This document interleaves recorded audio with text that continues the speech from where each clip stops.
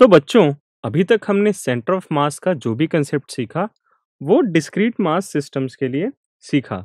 यानी कि वहाँ पे हमारा सिस्टम डिफरेंट पार्टिकल्स के कॉम्बिनेशन से बना होता है।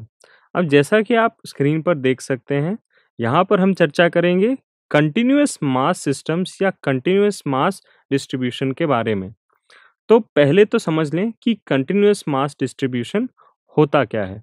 आपकी स्क्रीन पर जो बॉडी दिख रही है येलो कलर की, देखिए और पहचानिए कि क्या ये अलग-अलग पॉइंट से मिलके बनी हुई है? नहीं। अगर हम इसे देखें तो इसकी एक डेफिनेट बाउंड्री है और साथ ही साथ इसमें अलग-अलग पॉइंट्स का कलेक्शन नहीं दिखाया गया है।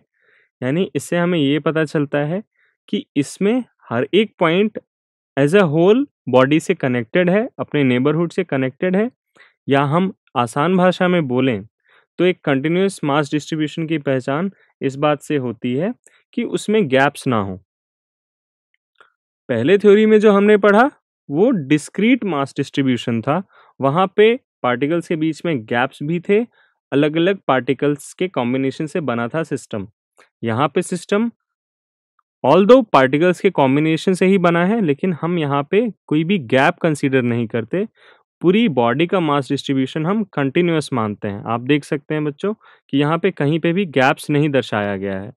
तो इस तरह से जब हम एक सिस्टम को रिकॉग्नाइज करते हैं, तो हम इसका ये समझेंगे कि ये कंटिन्यूअस मास डिस्ट्रीब्यूशन वाला ट्रीटमेंट है।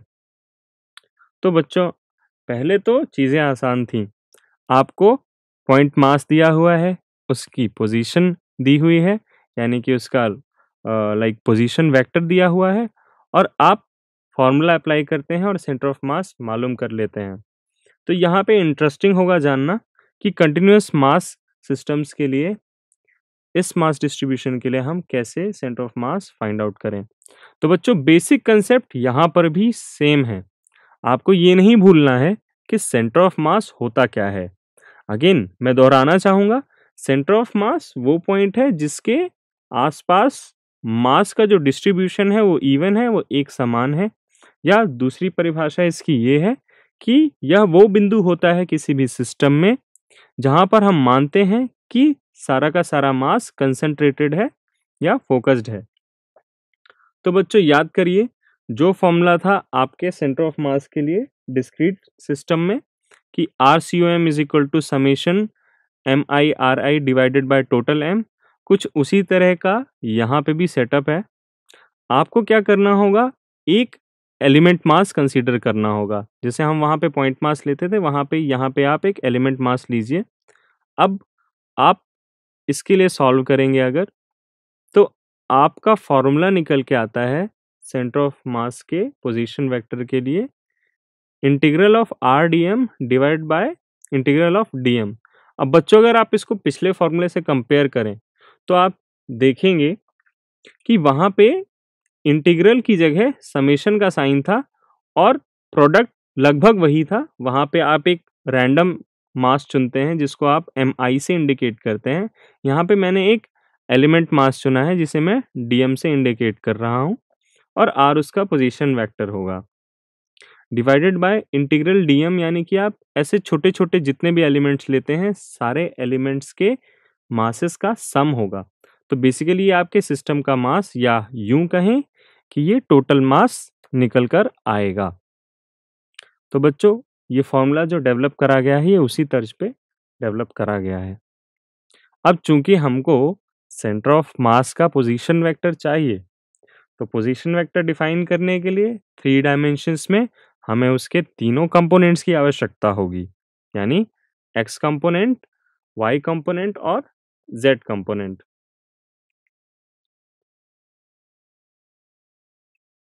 तो प्रोसीजर वही है, हमने जो इन जनरल आर के लिए किया, आर वेक्टर के लिए किया, हम एक्स वेक्टर के लिए भी कर सकते हैं। एक्स यानी कि एक्स डी एम मतलब उस एलिमेंट का मास मल्टीप्लाइड बाय उस एलिमेंट का एक्स कोऑर्डिनेट। इसका हम इंटीग्रल करेंगे। बेसिकली बच्चों, ये जो है आपका डीएम जो है ये एक फंक्शन के फॉर्म में आएगा। उस फंक्शन को हम यानी एक्स उसकी लोकेशन को हम एम के रिस्पेक्ट में इंटीग्रेट करेंगे और कैपिटल एम तो आपको सिस्टम का मास होगा। तो यहाँ पे कुछ आपको थोड़ा-सा इंटीग्रेशन का भी प्रयोग करना पड़ेगा, कुछ फंक्शंस भी मिलेंगे कि ज़रूरी नहीं है कि ये जो इसका मास डिस्ट्रीब्यूशन है, वो यूनिफ़ॉर्म हो। कंटीन्यूअस तो होगा बच्चों, लेकिन यूनिफ़ॉर्म होना मतलब कि हर जगह एक समान हो, ये बिल्कुल भी ज़रूरी नहीं है। तो इसी तर्ज पे हम वाई कोऑर्डिनेट और ज़ेड कोऑर्डिनेट भी निकाल सकते हैं। ये फ़ॉर्मूले बच्चों नंबर 1, नंबर 2 और नंबर 3 यानी कि ये तीनों ही फ़ॉर्मूले बहुत इम्पोर्टेंट हैं। इनको आप एकदम याद कर लें और इनका एप्लीकेशन पार्ट क्या है, हमें इसे अप्लाई करना है कैसे, ये हम आगे देखते हैं। तो ज़रा जो सीखा है कंटीन्यूअस बॉडीज़ के लिए कंटीन्यूअस मास डिस्ट्रीब्यूशन के लिए जो हमने सेंटर ऑफ मास का कांसेप्ट सीखा है, आइए हम उसे अप्लाई करके देखते हैं।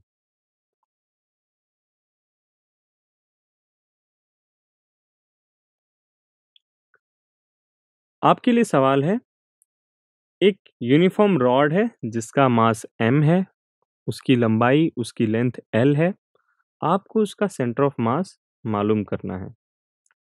अब आप में से कुछ तेज़ विद्यार्थी ये सोच रहे होंगे कि सर यूनिफ़ॉर्म रॉड है तो आपने तो पहले ही वीडियो में बताया था कि अगर मास डिस्ट्रीब्यूशन यूनिफ़ॉर्म है, तो उसकी लंबाई में जो उसका मिड पॉइंट होगा, वही उसका सेंटर ऑफ मास होना चाहिए। ठीक है बच्चों, इस बार आप मैथमेटिकली सॉल्व करिए और मुझे आंसर बताइए।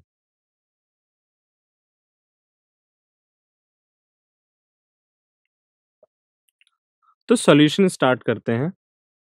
बच्चों, हमने जो कंटीन्यूअस बॉडीज़ के लिए कंटीन्यूअस मास डिस्ट्रीब्यूशन के लिए सीखा, हम वो मेथड यहाँ पे अप्लाई करेंगे इंटीग्रेशन वाला। तो पहला स्टेप क्या है बच्चों कि आपको एलिमेंट कंसीडर करना है। मैंने जो कि ये रॉड एल लंबाई वाली रॉड में मैंने एक छोटा-सा मास एलिमेंट लिया, एक उसका एक छोटा-सा टुकड़ा लिया, जिसकी विड्थ मैंने dx मानी और उस मास एलिमेंट की मैंने उसके एक सिरे से एक एंड से दूरी x मान ली। आप किसी भी एंड को ओरिजिन पे कंसीडर कर सकते हैं सिंप्लिसिटी के लिए, इससे आपकी कैलकुलेशन आसान हो जाएगी। अब मैं क्या करूँगा, इस मास एलिमेंट के लिए सॉल्व करूँगा। तो जो मेरा स्टैंडर्ड फॉर्मूला है, मैं यहाँ पर अप्लाई करके देखता हूँ। अच्छा बच्चों मुझे ये बताइए, ये जो मास एलिमेंट मैंने लिया है, इसका भी कुछ मास होगा। अगर टोटल रॉड का मास कैपिटल M है, तो इसका भी कुछ मास होना चाहिए। वो कैसे मालूम करें? देखते हैं। चूँकि रॉड यूनिफ़ॉर्म है बच्चों, तो हम एक फ़ंक्शन या एक दूसरा फिज़िकल क्वांटिटी लैम्ब्डा से हम इसे डिफ़ाइन कर सकते हैं। तो lambda is the mass per unit length, यानी कि हर एक उसकी पर यूनिट लेंथ में कितना मास डिस्ट्रीब्यूटेड होगा, ये वो दर्शाता है लैम्ब्डा। तो हम डीएम को लैम्ब्डा डीएक्स लिख सकते हैं कि अगर पर यूनिट लेंथ में लैम्ब्डा जितना मास कंसंट्रेटेड है, तो डीएक्स विड्थ की जो लेंथ होगी उसमें लैम्ब्डा डीएक्स मास कंसंट्रेटेड होगा। अच्छा, तो अब अगला स्टेप है कि आप डीएम की वैल्यू वापस इस फॉर्मूले में पुट करें और इसे सॉल्व करें। जी हाँ, हमने पुट कर दिया। एक्स तो एक्स ही होगा, चूँकि वो आपके ओरिजिन से आपके एलिमेंट की क्या है, एक्स कोऑर्डिनेट है, एक्स दूरी है और डीएम की वैल्यू आपने लैम्ब्डा डीएक्स तो रख ही दी। अब आप ये समझिए बच्चों, अगर आपको पूरी रॉड के लिए कंसीडर करना है, तो आपको एलिमेंट की इनिशियल पोजीशन उसके एक एंड पे लेनी होगी और दूसरी पोजीशन उसके दूसरे एंड पे लेनी होगी। तभी हम इन छोटे-छोटे एलिमेंट्स के कॉम्बिनेशन से हम एक पूरी रॉड तैयार कर पाएँगे। तो बस आगे तो मैथमेटिक्स है। बहुत ही छोटा-सा इंटीग्रेशन है, बहुत आसान इंटीग्रेशन है। एक्स के रिस्पेक्ट में इंटीग्रेशन करना है। ये एक्स स्क्वायर बाय 2 होगा। आपने यहाँ पे बस लिमिट पुट करनी है 0 से L तक, जैसा कि मैंने बताया। 0 रॉड के एक एंड को रिप्रेजेंट कर रहा है, L रॉड के दूसरे एंड को रिप्रेजेंट कर रहा है। तो सॉल्व करने पे x की वैल्यू यानी कि सेंटर ऑफ मास के x कोऑर्डिनेट की वैल्यू L/2 निकल के आई। तो बच्चों, वही सिद्धांत जो हमने सीखा सबसे पहले वीडियो में, यहाँ पर हमने उसको मैथमेटिकली प्रूफ किया। अब हमने रॉड के लिए तो ये प्रूफ कर पाए, लेकिन बेसबॉल बैट या गदा के केस में थोड़ा-सा मुश्किल जाएगी, क्योंकि वो दोनों भी कंटीन्यूअस बॉडीज़ तो हैं, लेकिन उनका जो मास डिस्ट्रीब्यूशन है बच्चों, वो यूनिफ़ॉर्म नहीं है। तो वो अगर किसी फ़ंक्शन से हम डिफ़ाइन कर लें, तो हमारे लिए थोड़ा-सा सहूलियत हो सकती है। अब यहाँ पे हमने वाई और ज़ेड इसलिए माना है, हमने ये अज़्यूम कर लिया है बच्चों कि ये रॉड बहुत मोटी नहीं है। ये शीट अगर होती तो हम वहाँ पे वाई कोऑर्डिनेट भी इसका निकालते, इसके सेंटर ऑफ मास का। तो फाइनली यही आंसर हमारा निकल के आया कि रॉड के सेंटर पे इसका सेंटर ऑफ मास लाई कर रहा है, बशर्ते रॉड का मास डिस्ट्रीब्यूशन यूनिफ़ॉर्म होना चाहिए। ये आप रटेंगे नहीं कि रॉड है तो सेंटर में ही होगा। यूनिफ़ॉर्म रॉड है तो सेंटर में होगा बच्चों। अब यहाँ पे आपकी स्क्रीन पर कुछ सुंदर-सुंदर चित्र बने हुए हैं। आप ये समझिए कि जो चारों ऑब्जेक्ट आपकी स्क्रीन पर दिखाई पड़ रहे हैं, ये कैसे हैं? ये सिमेट्रिक ऑब्जेक्ट्स हैं बच्चों। सिमेट्रिक मतलब कि किसी पॉइंट या किसी एक्सिस के अबाउट अगर आप इसको विभाजित कर दें, टुकड़े-टुकड़े कर दें इसके अलग-अलग, तो वो टुकड़े एक समान होंगे, वो सिमेट्रिक होंगे, वो एक दूसरे की कॉपी होंगे।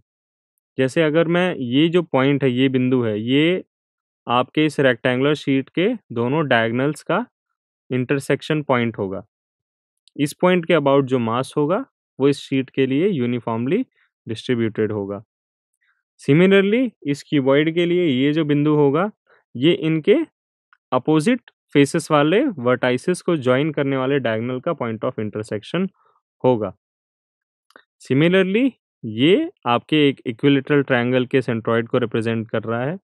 तो बेसिकली ये जो फिगर्स हैं, ये सिमेट्रिकल बॉडीज़ के फिगर्स हैं, तो इनका जो ज्योमेट्रिकल सेंटर होगा, वही इनका सेंटर ऑफ मास होगा। तो ये फैक्ट है, आप इसे याद कर लें। ये इससे सहूलियत होती है, कई बार क्वेश्चंस में समय हम बचा लेते हैं। The centre of mass of homogeneous bodies, a body with uniformly distributed mass, lie at there geometric centres.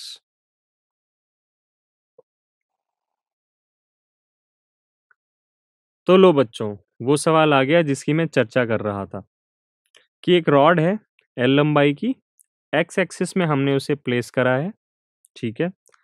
The linear density यानी कि उसकी मास डेंसिटी, उसका मास डिस्ट्रीब्यूशन, वो कांस्टेंट नहीं है बच्चों, वो एक्स पे डिपेंड कर रहा है। यानी कि जैसे जैसे उसकी लंबाई बढ़ेगी, वैसे वैसे उसका मास डिस्ट्रीब्यूशन बदलेगा, वो कांस्टेंट नहीं रहेगा। तो ये बच्चों वही जो हम चर्चा कर रहे थे पिछले बार रॉड के केस में, इस बार जो रॉड आई है वो यूनिफॉर्म मास डेंसिटी की नहीं आई है। तो फिर आप यहाँ पे तुक्का नहीं लगा सकते, इसके ज्योमेट्रिकल सेंटर पे इसका सेंटर ऑफ मास नहीं होगा, आपको सॉल्व करना होगा। मैं हिंट दे देता हूँ बच्चों और आपको समय देता हूँ, आप स्वयं सॉल्व करें। पहला स्टेप है, आपको एक एलिमेंट कंसीडर करना है रॉड में। दूसरा स्टेप, उस एलिमेंट की आप एक सिरे से दूरी ले लो। आप किस सिरे से लोगे बच्चों? x इक्वल टू 0 से लोगे। आप उसे x मान लो, मान लिया। उसके बाद आप वही फॉर्मूला लगाएं सेंटर ऑफ मास के x कोऑर्डिनेट के लिए जो आप लगाते हैं, integral of X D M divided by total mass. वहाँ पे डीएम होगा आपके एलिमेंट का मास, और वो आप निकाल सकते हैं। अगेन वो होगा लैम्डा इंटू डी एक्स। तो मैं समय देता हूँ बच्चों आपको 2 मिनट का, आप सॉल्व करें।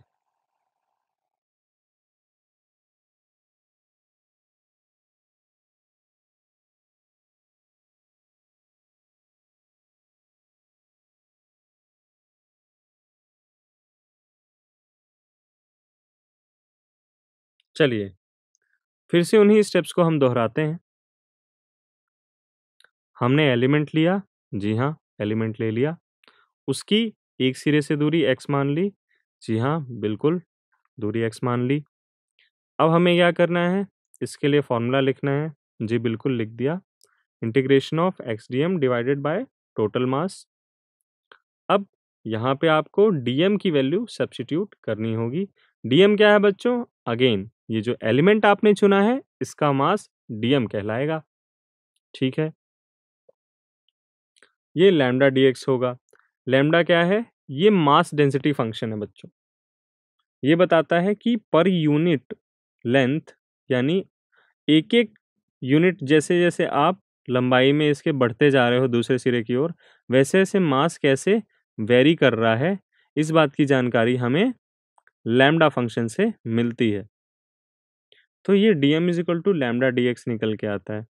अब अगला स्टेप सबको पता है, हम इस dm की वैल्यू इस फॉर्मूले में सब्स्टिट्यूट करेंगे।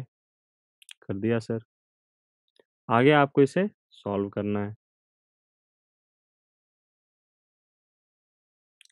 तो फाइनली अगर आप यहाँ पे देखें, dm जो है, आपको अगर ये मालूम करना हो कि पिछले केस में तो आपको कैपिटल M रॉड का मास दे दिया था, लेकिन यहाँ पे आपको अभी रॉड का टोटल मास भी निकालना होगा, जो कि dm का इंटीग्रेशन हम करेंगे 0 से L के बीच में।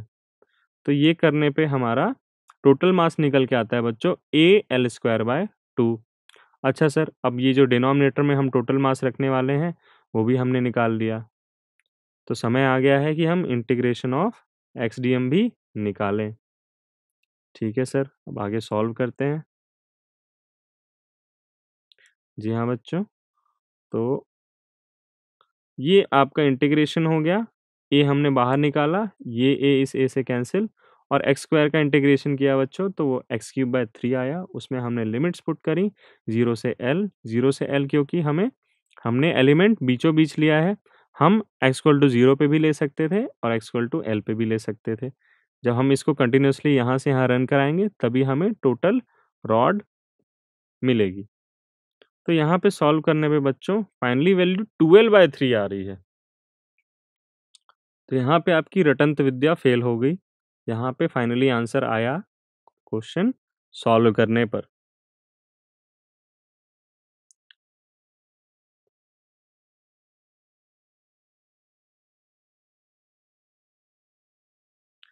उसी तरीके से अगर हम y और z कोऑर्डिनेट अगर हम देखें तो वहाँ पे आपका जो मास फंक्शन है, जो आपका लैम्डा फंक्शन है, वो x के टर्म्स में डिफाइन है। यानी कि जो भी आपकी रॉड है उसकी विड्थ और जो उसकी जो मोटाई है, ऊंचाई है, वो नेग्लिजिबल है।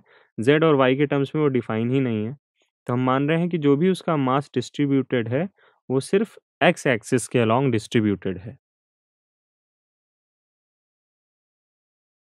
चलिए एक और सवाल करते हैं और अपने कंसेप्ट को एकदम कॉन्क्रीट की तरह मजबूत कर लेते हैं। 3 आइडेंटिकल यूनिफॉर्म स्फीयर्स। आइडेंटिकल हैं मतलब तीनों का ही मास सेम होगा, तीनों का ही रेडियस सेम होगा। यूनिफॉर्म स्फीयर्स हैं, तीनों का ही मास 1 kg और रेडियस 2 मीटर बताया गया है। अब ये सिस्टम कुछ इस तरह से प्लेस हुआ है कि पहला स्फीयर हमने इस तरह से रखा है कि उसका जो सेंटर है बच्चों वो ओरिजिन पे आ रहा है, और दूसरा स्फीयर और तीसरा स्फीयर हमने एकदम क्लोजली पैक करा है। ये देखिए बीच में कोई गैप नहीं है ना? तो अब इस अरेंजमेंट को, चूंकि हमने एक्स एक्सिस में रखा है इनको, तो इस अरेंजमेंट का आपको सेंटर ऑफ मास निकालना है और उसके बाद ultimately distance of centre of mass of system from origin. हाँ वही, तो कुल मिला के बात वही है, आपको इस सिस्टम का सेंटर ऑफ मास निकालना है। 2 मिनट का समय देता हूँ बच्चों, आप इसे सॉल्व करें।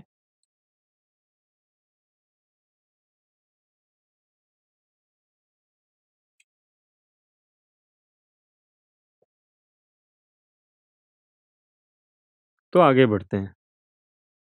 तो बच्चों यहाँ पे इस डायग्राम को आप ध्यान से देखें, ये यूनिफॉर्म स्फीयर्स हैं, ठीक है।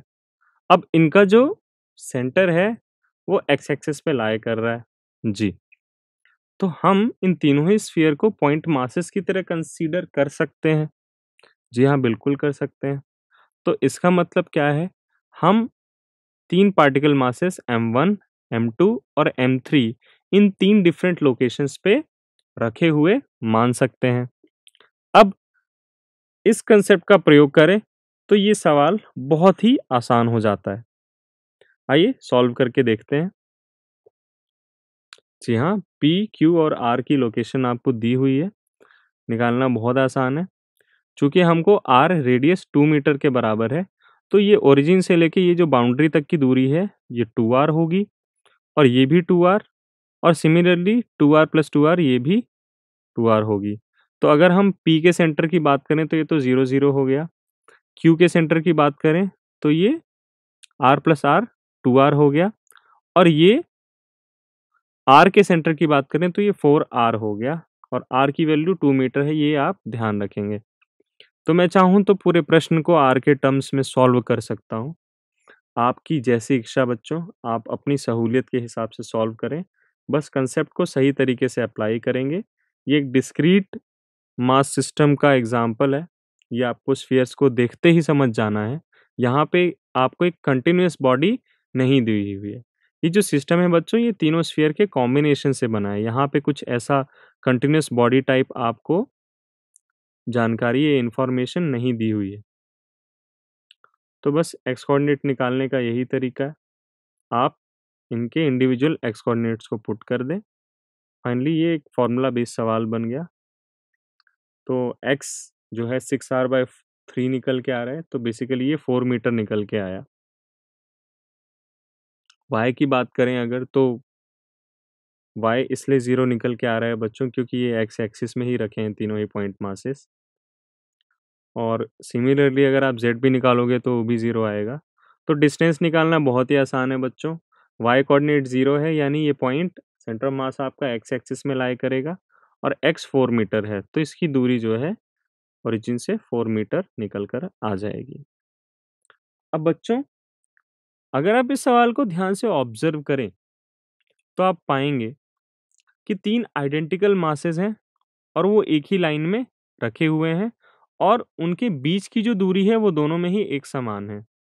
तो यहाँ पे आप सिंपल कॉमन सेंस लगा सकते हैं या आप ऐसे देख सकते हैं कि अगर 3 इक्वल मासेस के ऑब्जेक्ट हैं, उनके आपस की दूरी एक बराबर है, तो अगर हम उनके सेंटर पे ध्यान दें, तो उनके सेंटर के लेफ्ट और राइट में जो मास डिस्ट्रीब्यूशन है, वो एक बराबर है और यही हमारी सेंटर ऑफ मास की डेफिनिशन होती है। तो आप यहाँ पे ऐसे आप कॉमन सेंस लगा के भी सोच सकते हैं। बेसिकली ये कॉमन सेंस नहीं है बच्चों, ये फिज़िक्स का ही ज्ञान है, जो आपको ढेर सारी प्रैक्टिस करने पर आएगा।